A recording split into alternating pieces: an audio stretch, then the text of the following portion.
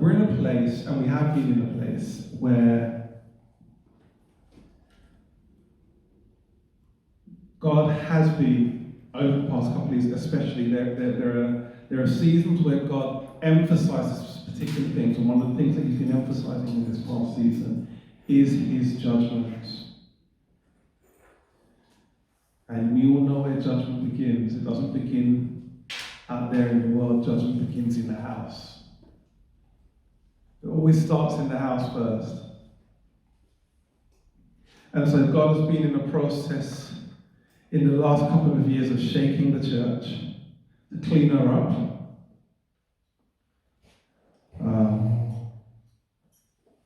While so many of us were crying about why is it that our churches are closed, the question God was asking is, why is it that your church needs to be open?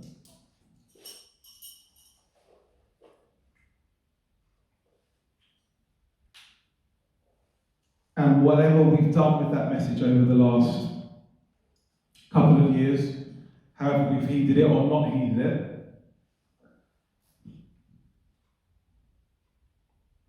we're about to see the fruit of that. Because God's shaking was him saying to us, get yourself in order.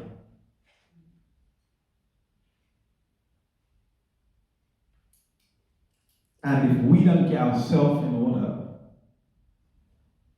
then God will bring us into order. You have a choice. You can either get yourself in order, or you can let God bring you into order.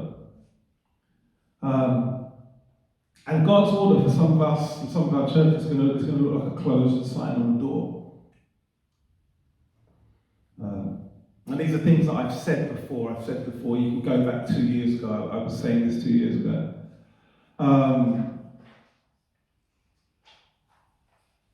And it's something I will be revisiting in the coming year. Because God's telling me we haven't got the message yet, but some of it will look like a closed sign on the door.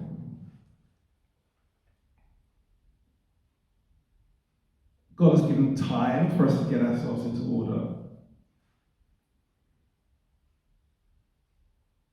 And unfortunately, even as some of us as ministers, God has been speaking to us the past couple of years about bringing ourselves into order.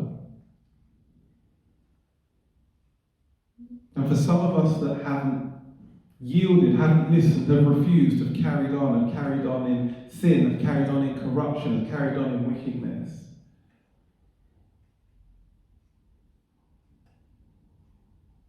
We may find that the last time we're removed from a pulpit, we won't be walking and we won't be alive. Because God is coming. He's coming first for his church. Why? Because it's only a pure bride that can go back with him.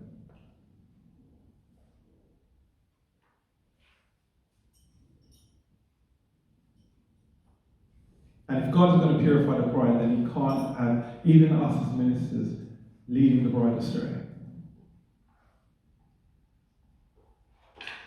And so I say that with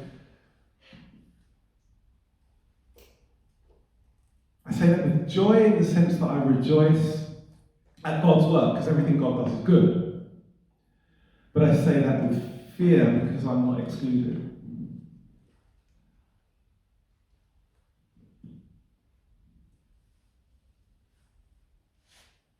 When God comes in his glory and in his fire, that which isn't of him gets consumed. And so it is indeed it is indeed a fearful thing. But what else is God doing? Well, God's gathering his church together at the moment, and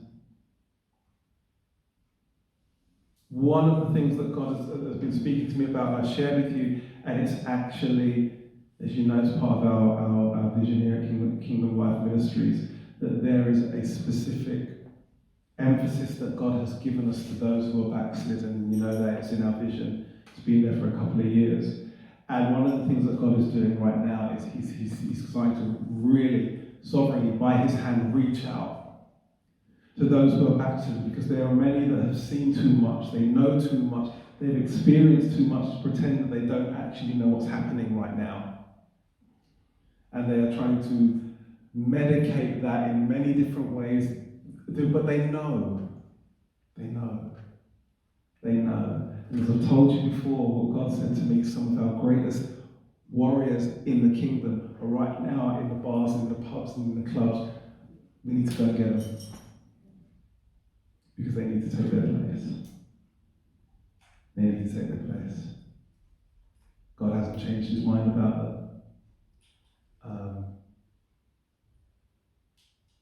And I can see that many of those that we've given up on are going to be the ones suddenly coming out from here and coming out from there. And the thing is that when they come,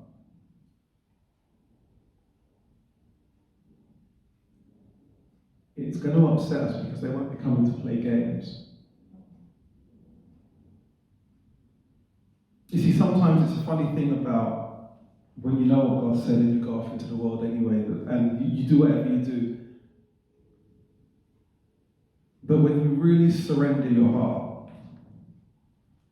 you know what it is to be on the left and you know what it is to be on the right. So when you really surrender your heart, you're just not playing games because you left that behind, you made a decision.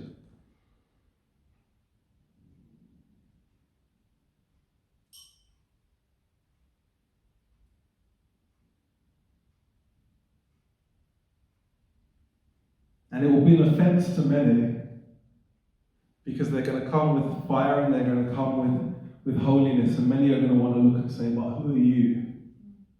I know where you were and I know what you did." And they're going to stand flat-footed and say, "Absolutely, but I know God."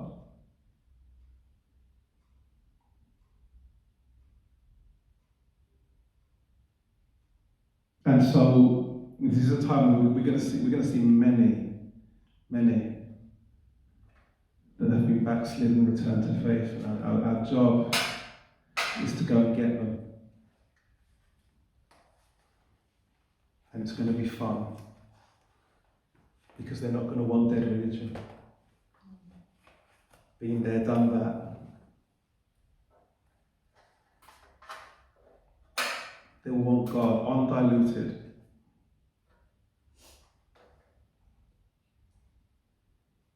And it's going to be offensive to many. And I'll be talking more on that as the weeks and the months go by, as I said. Because it's a specific emphasis for this house.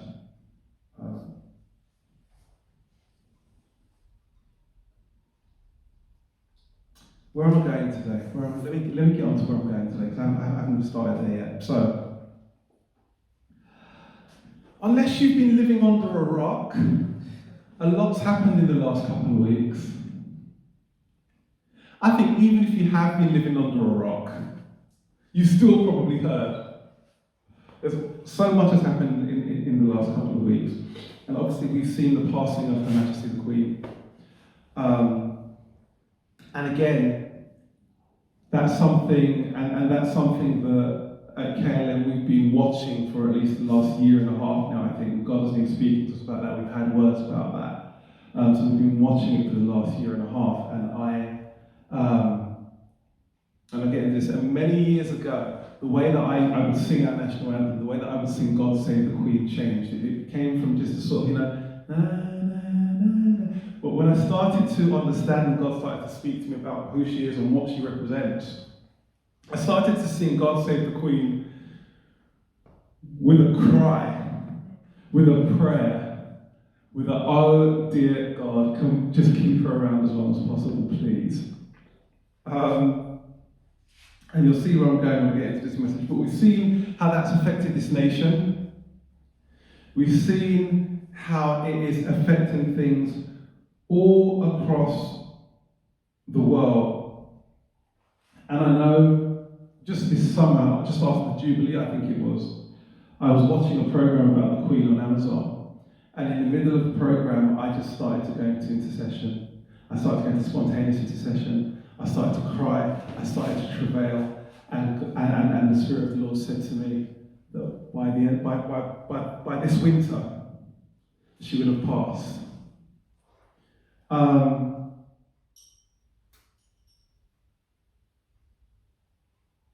And that was quite depressing for me. And it's funny, I listened to another minister say this last week, almost exactly the same thing. He's the only other person I've heard say this. I was listening to him speak and I was thinking that's exactly what I was going through. And almost trying not to think about it. And I'm going to explain why I'm going to this message. So there aren't going to be that many scriptures today because this is going to be a bit of a prophetic ramble. This is me, what I'm trying to do today, I want to set the scene for the times that we're in right now. Because the church needs to understand the time that we're in. The church needs to understand the season that we're in. And what is happening in this nation. And potentially also in this world. So what I'm attempting to do today is to orientate us so that we can at least have a starting point and share my piece that the Lord has given me. So we have a starting point to say, right, okay, this is a bit of what's going on. This is where I need to go. And you can seek the Lord for yourself, for your part and what it looks like. So why the big fuss about the Queen? Why the big fuss about the Queen's passing and all of this sort of thing? Well, first of all, you know that most of you will probably know that she proclaimed to be a believer in Jesus Christ. She said it openly. She said it on many occasions. And as people are even talking in the aftermath of her passing, there are people talking about prayer, and then people talking about seeing her praying and things like this. So we know that she was a believer. That's number one. Obviously, she's a queen. She occupied the throne. And as much as we might not think much of that, we have to understand the spirit realm understands authority. The spirit realm reacts to authority. There is rank and order in the realm of the spirit, more so than there is here.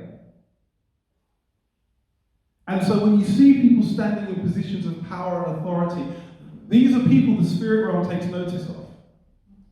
Whether they realize it or not, the spirit realm takes notice of them. That can be in government. It can be any seat. It can be in government. It can be in politics. It can be in celebrity. Some of the biggest celebrities that you can name are paid attention to by the spirit realm, are used by the spirit realm, whether they know it or not. Because you carry influence, you carry weight. What you do affects the course and flow of time and history, whether small or large. And so you have to understand that the spirit realm takes notice of authority. And the Queen sat on a throne. Why is that important? Well, prime ministers come and go. How many did you see? 15? Was it 15 or 17? 15? Prime ministers come and go. Presidents come and go. Here today, gone tomorrow. People don't like them, their own party doesn't like them, they can conspire, they can maneuver, they can do what they need to do to get them out. God forbid, they can even assassinate them if they want to.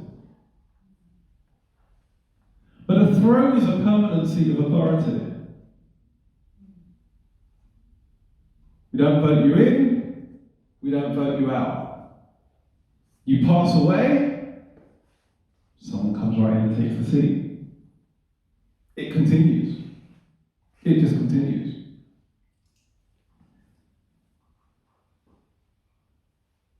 And the line of the Queen's family goes back many generations across many different royal families in Europe. So this is old authority. This is ruling authority that goes back years and years and centuries and centuries and centuries. And so believe there have been a lot of spiritual dealings that have happened through the throne. and continue. Don't be fooled to think that because the monarchy doesn't have the power that they used to, that you think all those generations of authority just fritter away. All those generations of dealings, all of the different people that they're linked to, the different families that they're linked to. So it doesn't just fritter away. Throne's important.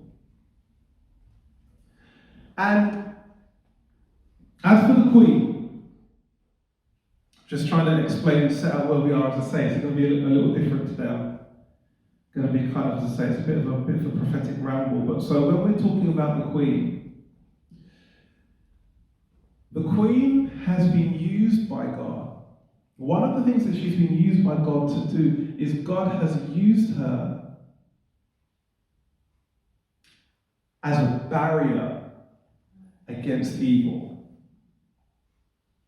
God has used her to restrain a satanic agenda concerning this nation. There are things that the enemy would like to have done. There are ideologies, mindsets, belief systems that the enemy would like to have implanted in this nation a long time ago,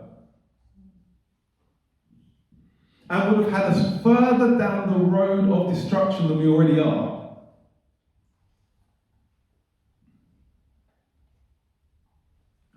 But the Queen with her views, the Queen with her life presented a problem.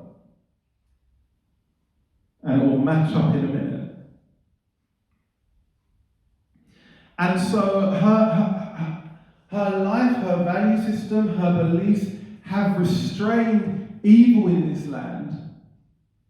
That's why she's been on the throne for so long. For decades and decades and decades. But now that she's gone, that restraining influence has been removed. And so now we have this gap in the realm of the spirit that she occupied. And currently, her son, King Charles III, with all due respect, and we will pray for him, he's not qualified to fill the gap.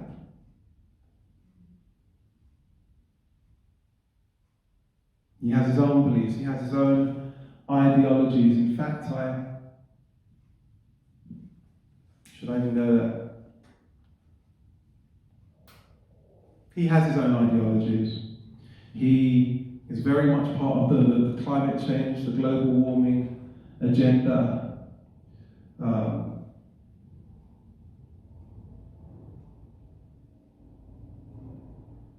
And some things I won't say here because I don't want it to sound political, but he's not qualified to fill the gap. He's not qualified to fill the gap. Not right now. And so what we have is, we have in the spirit, so we have a situation right now where there is this void. He cannot fill it. He cannot fill it. And there are some compromises that would make it very difficult for him to fill it.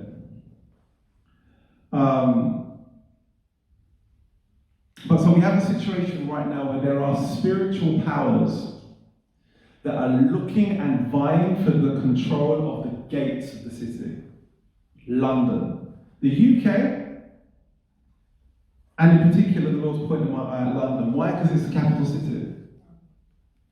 And not only is it the capital city, it's one of the capital cities of the world. This small little island and this small little city is one of the major financial centres of the entire planet. They've been trying to wrestle that away from us for years. I can't remember whether we're top two, we're definitely top three from memory. Little London.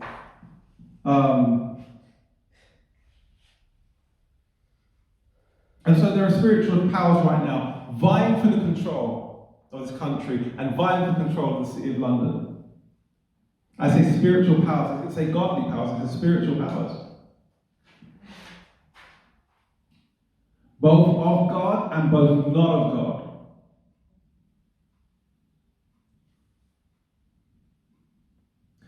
And so what's going on right now in the realm of the Spirit is that the realm of the Spirit is looking for representatives, avatars, for the next move. So the kingdom of darkness right now is looking for those who will become walking embodiments of the agenda of the kingdom of Satan in this nation. For the next move, because the Queen has passed, the door is open. And so they're currently looking for representatives, for people through whom they can take their agenda. And this will go from high seats to low seats. We always think of the people at the top when we hear these sort of things, but it's not just them. It works on every level of society. Because society isn't just influenced by who's in government, is it? If I was to ask everyone in this room right now, and I was to say to you, right, okay, who do you get your moral system from? Who have you got your moral system from the last 10 years? How many of you would go, oh, Boris, definitely. No. So society is influenced through more than government, right? Is influenced through family, is influenced through friends, and so if you want to infiltrate a society, then you need representatives on every level of society.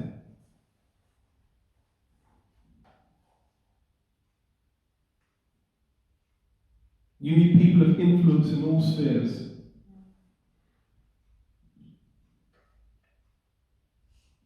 And so this is what the enemy is doing right now, looking for those who will be a host for the agenda of the kingdom of darkness in this age and in this time. Who can fit the bill? Who's open? Who's ready? Who's ready on a governmental level? Who's ready on an economic level? Who's ready on a social justice level? Who's ready on a community level? And I believe it goes even further. Who's ready on a family level?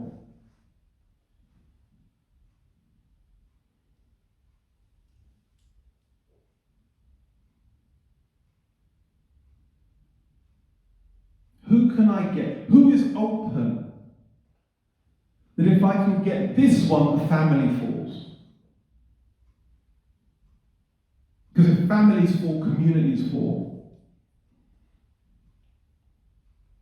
Communities fall, regions fall. And so on.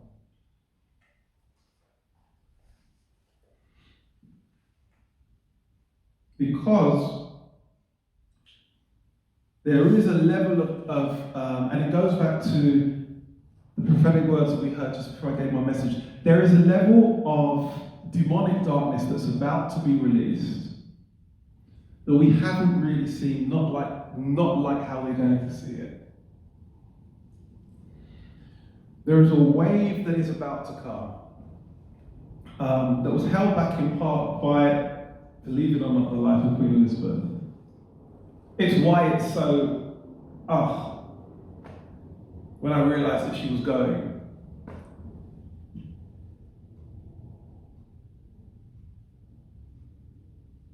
Because I know that in my spirit, and I knew that in my spirit, that her passing represents a transition, and we're not going back to where we've been.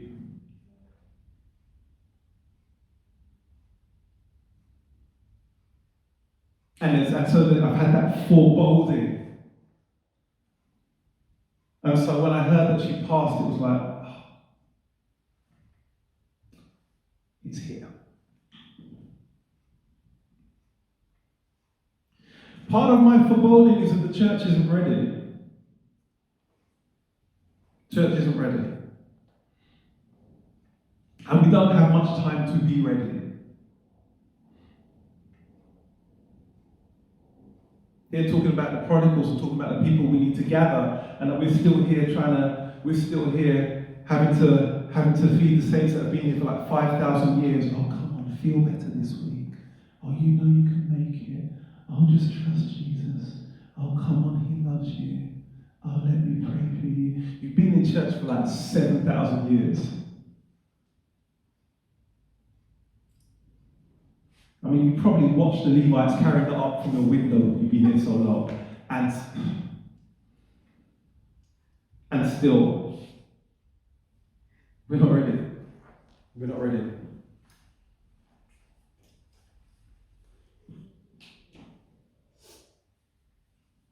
As ministers, sometimes we're not ready.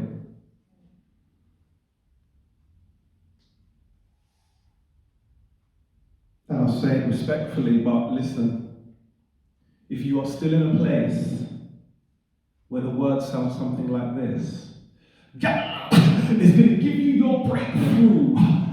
You're in the wrong time, you're in the wrong era. That's done, that's finished, that's dead. In fact, if I was in the church still preaching that kind of message, it would be my last week there. Because you're out of time. You've missed the word of God by about 20 years, really, but you're out of time. We're not in that era. We're not in that era. The era of car, house, and mansion is done.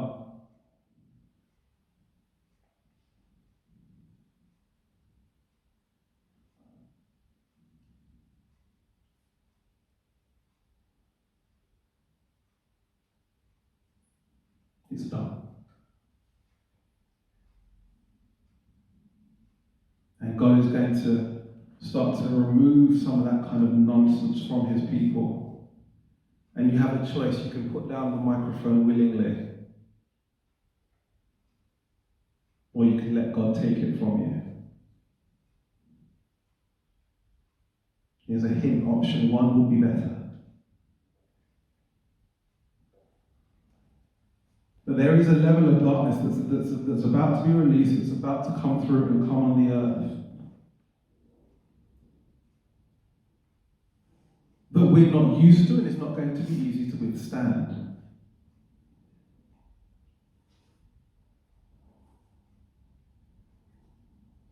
And it's going to be an assault that will, in part, really seek to break down the mind of man. The hearts of man.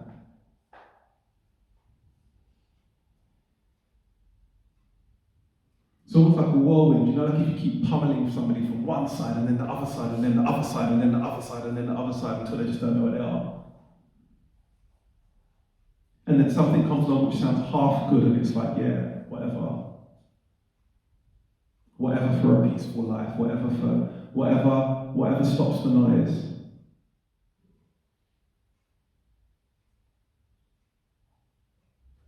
It is coming.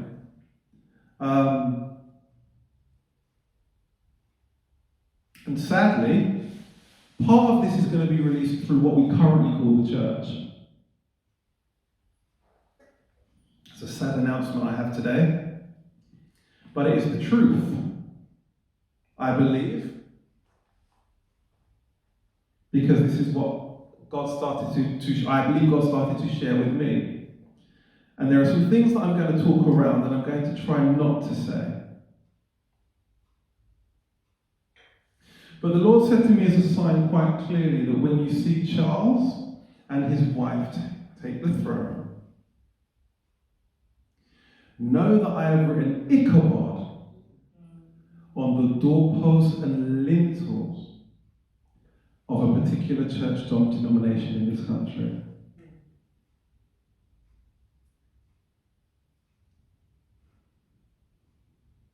And I'm not going to call out which one over here. Work it out. Doesn't take much working out if you understand the connections and what the royal family are connected to. Now, this doesn't necessarily mean that, and it doesn't mean every local church or every local body. It's the institution of the church. We're talking about what happens at the top. We're talking about how it's governed. That is what God is writing Ichabod upon, which means what? The glory has departed.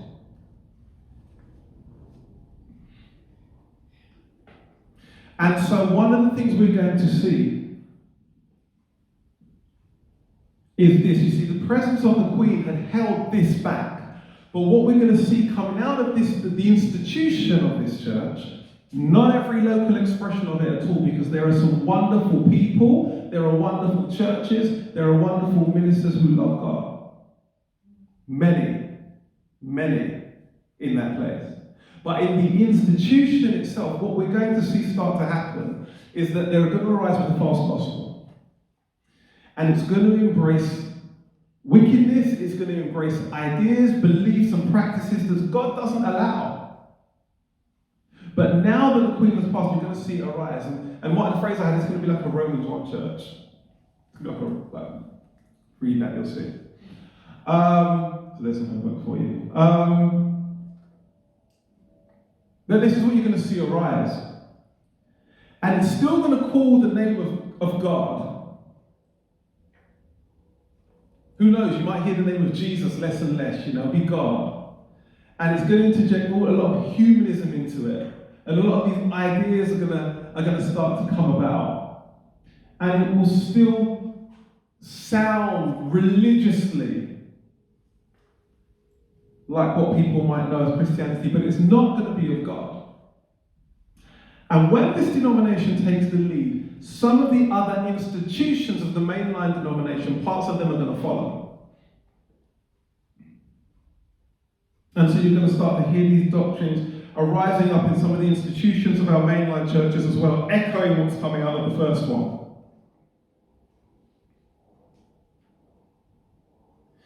And it's going to cause a confusion because they're going to be calling the name of Christ. Which means that you're going to have those which go this way, and you're going to have those who are truly of God saying something else. And that's going to bring a level of persecution to the church. Because this institution is established, it's old, it's respected.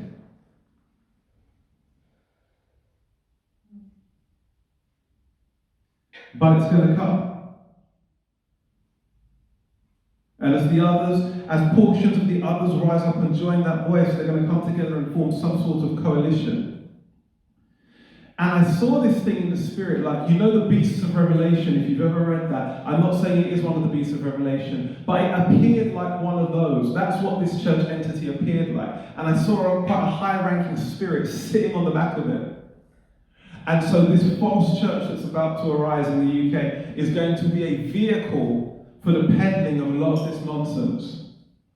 And it's going to soothe men's conscience because it's basically going to say, do what you like. We're all in. And it will cause a church split in that denomination. A big split. So look for that in the next couple of years. But while this is going on, remember I said the spirit realm is looking for people. Whilst this is going on, God is also, I've been saying this to you for weeks, God is also looking for people. The kingdom of heaven is looking for people who will carry the agenda of heaven in the earth. So right now, there are all of these, I don't use this word often because I have issues with it, but mantles, you'll have heard that word before. It's not a word that I really use often. And a concept I use often, mainly because it appears one place in the Bible, and I feel like we've kind of made a whole doctrine out of it, and I'm always a bit queasy when you can only find it one place. But if I say this way, there are assignments, there are positions that God is looking for people to occupy. Like Elijah passed through the prophet's mantle on Elisha, there are positions and places that God is literally, and there are many of them, and they're sitting in the spirit realm waiting for somebody on whom God can place them. Because God is looking to raise up champions, He's looking to raise up warriors, He's looking to raise up people of strength and virtue and substance and of courage, and there are things that need to be done. Because there is a weight of the glory of God. What is the glory of God? It's not just His power, it's His very nature. His love, His kindness, His compassion, His justice, His peace, His mercy. It is Him. As well as His power. He's looking to put a weight of that on the church, but He's looking for those who can sustain and hold it and carry it.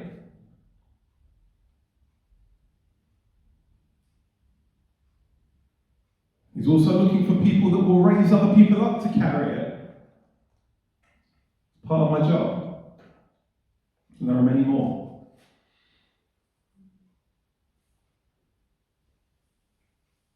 God's looking.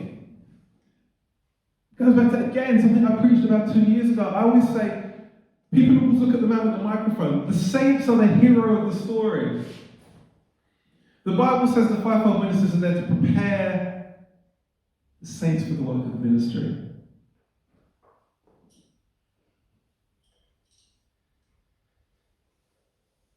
So no, we ain't hearing the story. It's the church. It's us in our everyday exploits, in our everyday encounters. God's looking. Listen, not everybody's going to go running around the world with a microphone, laying hands on people and having TV programs. Like, that's just not life. You know, it's just not life. Right? But He is looking for people. We say mantle, we think round the world. No. You can be a single mother and have a mantle. Your child's 5 years old, you've got another 6, 7 years at the school gates. You can have a mantle right there. There are people that you see at the school gates that are never going to walk into a church.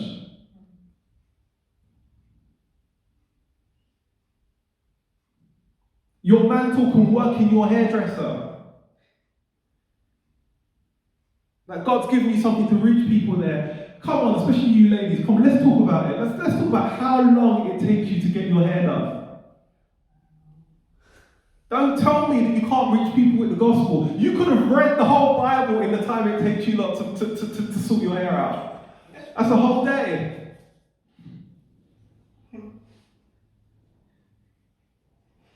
That's very prejudiced, I think. It's like, I'm not really around people to witness to. I'm like, don't even tell me that, because when you go into that shop with your 3 bags of hair, you ain't coming out in daylight. You are around people. And guess what? They've got to do your hair. They might not want to hear what you've got to say, but there's nowhere they can go. You're paying them.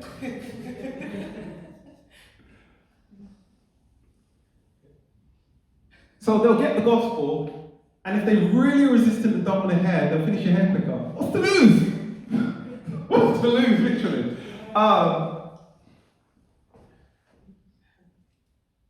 Can be right there. Like, literally, we need some hair shop salvations. Mm-hmm. We literally do. We literally do.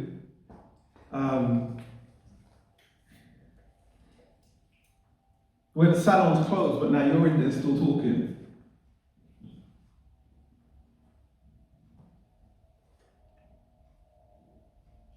It can be out and about. It can be Tesco's, Sainsbury's, even Asda. Yes! God still moves even in Asda.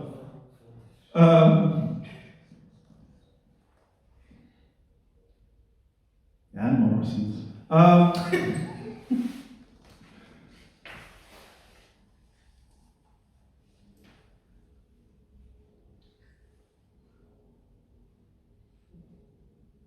God's looking for that too.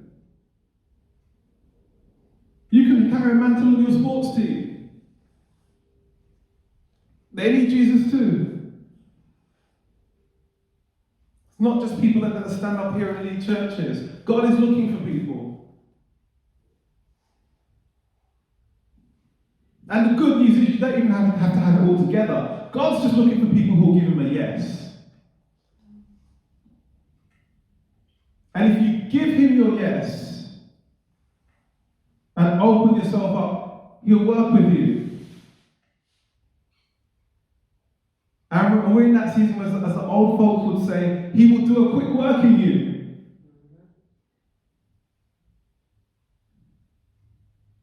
If you're open, because he's looking for people. He's looking for people. He's looking for people who want to walk in uncommon power, in uncommon demonstrations of his Spirit. He's looking. Will you be one? That's the question. Will you be one?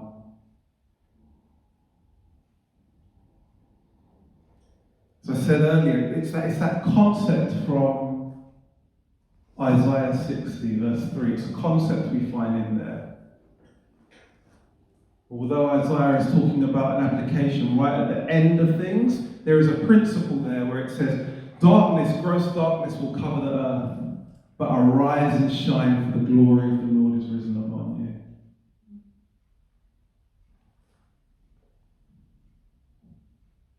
That principle we're about to see in action right now.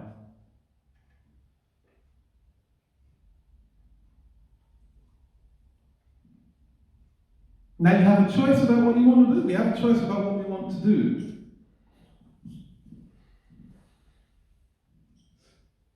But as we heard earlier in the prophetic word, if we don't, in this time, if we don't come into this place with God, and if we don't partner with what God is doing, then there's a darkness coming that threatens to overtake.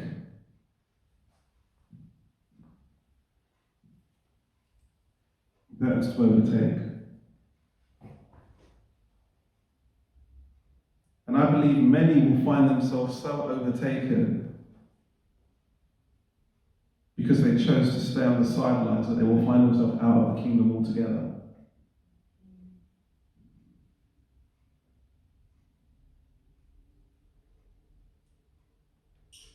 The Bible talks about, in the last days, it talks about the love of many growing cold. Scripture wasn't talking about the world. It's talking about those who claim the name of Christ.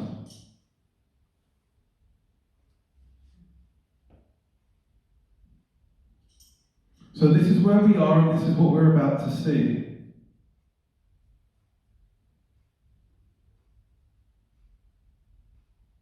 So what should we be doing? I talked about some of the things that we should be doing, but just as a start, just some points, just a couple of things that we can be doing.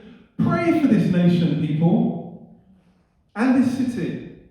Really pray. Pray about those gates. Pray that the agenda of the enemy will not prevail. Pray that the agenda of the enemy will not get through. Pray that the counsel of the wicked will be thwarted. Pray. Pray that those that would bring evil and demonic counsel will be turned back. Pray. This will at least buy us some time. You know, there are some things that when we talk about prayer, there are some things that you can stop entirely. There are some things that you can lessen the effects of. And then sometimes there are some things that you can delay and buy yourself time. We can at least buy some time. Lord knows I feel we need to buy some time here. You know, sometimes in the war, that's what you need to do. You need to buy yourself time to gather your forces to launch an attack. Pray.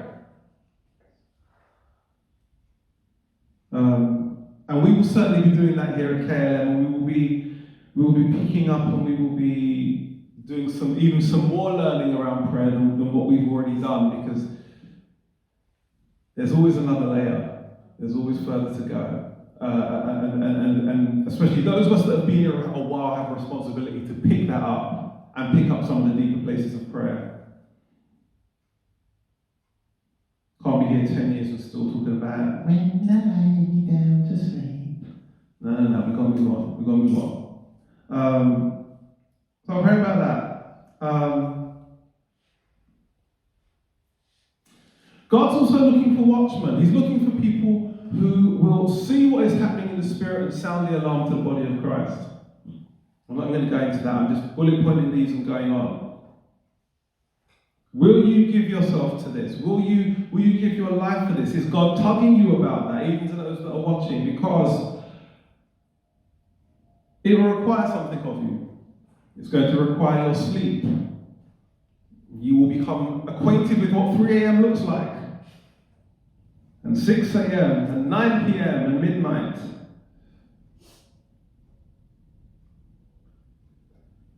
Be intentional about the sharing of the gospel. Look for opportunities, as I've said to you. I've already said that. You're the heroes of the story. What's the antidote to a demonic agenda and demonic minds? The gospel. The gospel. Transform hearts and transform minds.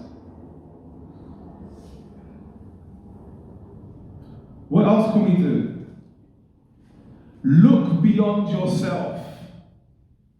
One of the things that's happened during the pandemic is we've gone into self-preservation mode. Me, mine, oh God, can you, my peace, my joy, I'm unhappy, I'm sad, I, me. Look beyond ourselves. But I'm barely standing up myself. Okay, well, don't let that stop you from helping somebody else. Because while you're barely standing, the person next to you is on their face.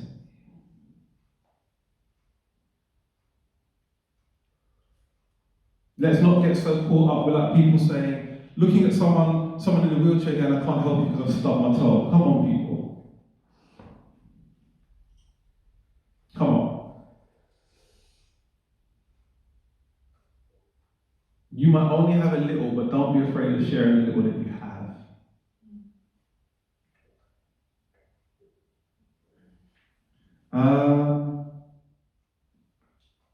Okay. And last one I'll say is, get prepared economically, financially. Guys, get it in order, guys. Get it in order. Get it in order. We have to get it in order. Because what's coming? Famine is coming. Recession is here. And if we've not got our finances in order,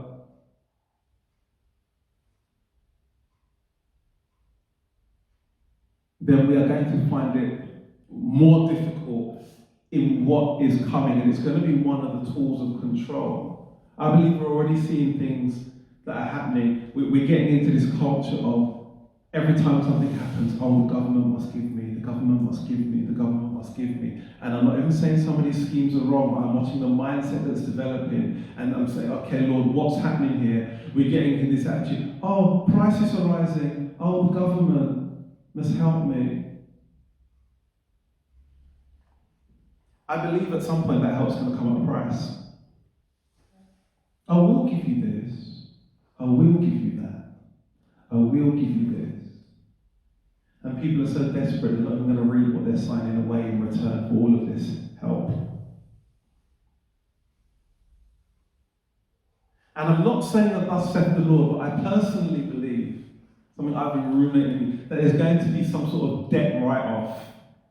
Some sort of, I don't know, some government, corporate, there's going to be a mass debt write-off to reset the economy.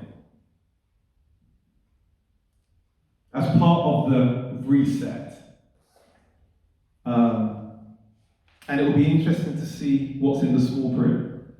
That's just my belief. So let's watch this channel and see what happens. But getting yourself financially prepared as best you can with the help and the wisdom of God is going to be necessary in these times. And you know what? I think that's about about as much as I'm going to say. I think the last thing I would say is that, serious time, guys. It's a serious time. And some of you know, so some of you out there, you know what God's calling you to, and you know that you're not positioned rightly to be developed in what God is calling you to. You need to start to seek God about where you are supposed to be. And I'm just going to say this, some of you are in the wrong church, you're in the wrong tribe. I'm not saying it's not because there's necessarily anything even wrong with the church. It may be that whatever that church's emphasis is right now, God is calling you to something else, and with what they're doing, you're not going to be trained in the time that we have because we don't have the time. And God's trying to move you. That could apply anywhere. That can apply to people here. I want people here who are in the wrong place. God tells you you're in the wrong place, let me know. Let me help you transition to the right place. Let me help you find the right place because we don't have the time. And I'm not here for everybody. We're not for everybody. It's fine. It's fine. In fact, I'm quite happy when people get up and say to me, because at least it tells me you're hearing God, you're seeking God. I don't care whose name is on the tin. Let's just do what God's called us to do and go. That's literally my life strategy. Let's get this done and go. And so some of you need to move. Some of you need to move location. Because we don't have the time. Because it's comfortable here and I like it here and but no, listen. When the British Army goes out, you want to know that they know who's who and everybody's in their right place and their right formation. If the guys in the tanks are saying to you, I'm supposed to be on the tanks, but I was really comfortable being a cook in the kitchen, so I haven't really trained on the tanks because I've been in the kitchen, but I'm in the tank now and I'm here and I'm fighting for you. You'd be like, what do you mean? You'd be like, bro, we've got cooks in the tanks. You'd be like, let me get on the plane out of here.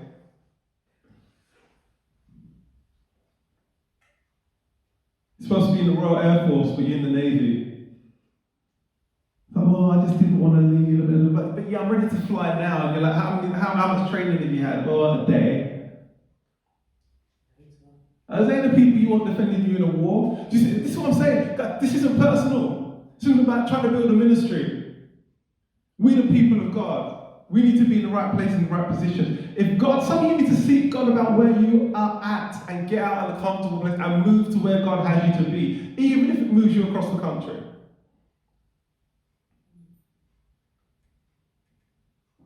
Because times are serious. So that's where we are today. I'm going to leave it there. I'm going to leave it there. But this is a time for us to be very watchful in the spirit. And active with the things that God is telling us.